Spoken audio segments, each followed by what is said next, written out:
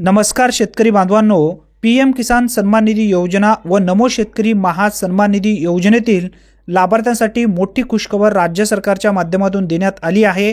यासाठी एक नवीन शासन निर्णय घेण्यात आलेला आहे आणि या शासन निर्णयाच्या माध्यमातून स्पष्टपणे माहिती देण्यात आली आहे की भरपूर असे शेतकरी या योजनेपासून वंचित राहत होते। अशा सर्व शेतकऱ्यांना या योजनेमध्ये लाभ 100% मिळवण्यासाठी एक या ठिकाणी हा महत्त्वपूर्ण शासन निर्णय असणार आहे। व्यवस्थित माहिती या ठिकाणी समजून घ्या।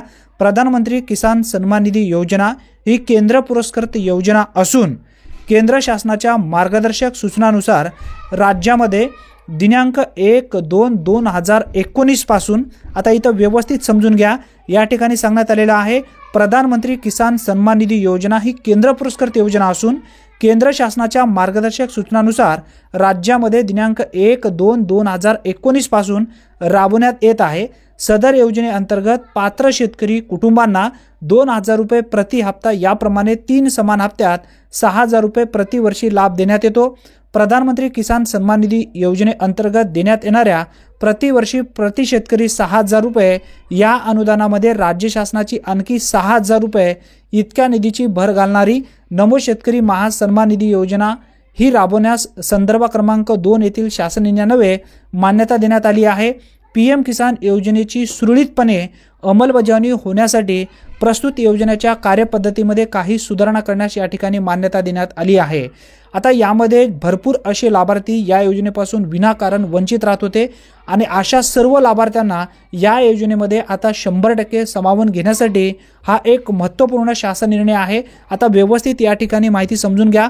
प्रधानमंत्री किसान सन्मान निधी योजनेच्या अंमलबजावणीत केंद्र शासनाकडून वेळोवेळी आढावा घेतला जातो, तथापि किमान मनुष्यबळाच्या अभावी योजना अंमलबजावणीमध्ये विपरीत परिणाम झाल्याने सोय नोंदणी करत लाभार्थी मान्यता प्रदान करणे, पोर्टलवरील विविध दुरुस्त्या अभावी लाभापासून वंचित राहणे, ई-केवायसी प्रमाणीकरण करणे असेल, बँक खाती आधार संलग्न करणे असेल, भूमी अभिलेख नोंदी अद्ययावत करणे असेल, लाभार्थ्यांची भौतिक तपासणी करणे असेल, चुकीने अपात्र केलेल्या लाभार्थ्यांना पात्र करणे असेल, मयत लाभार्थ्यांच्या पोर्टलवर नोंदणी घेणे, मयत लाभार्थ्यांची वारसाची नव्याने नोंदणी करणे, सोय नोंदणी करत लाभार्थ्यांना तपासणी अंती मान्यता प्रदान करणे नाकारणे या अभावी प्रलंबित असल्याने केंद्र शासनाकडून वेळोवेळी नाराजी व्यक्त केली आहे।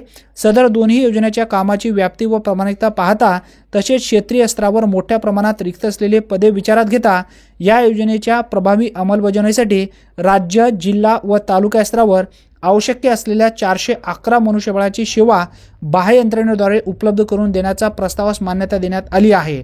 आता याचे मुख्य कारण म्हणजे हा शासन निर्णय घेण्याचा भरपूर असे शेतकरी विनाकारण या योजनेपासून वंचित राहत होते, त्यांना प्रत्यक्षात या योजनेचा लाभ मिळत नव्हता, म्हणून राज्य सरकारच्या माध्यमातून हा एक महत्त्वपूर्ण पाऊल उचलण्यात आलेला आहे। यामुळे आता एकही शेतकरी वंचित राहणार नाही। जास्तीत जास्त तुमच्या मित्रांपर्यंत हा व्हिडिओ नक्की शेअर करा।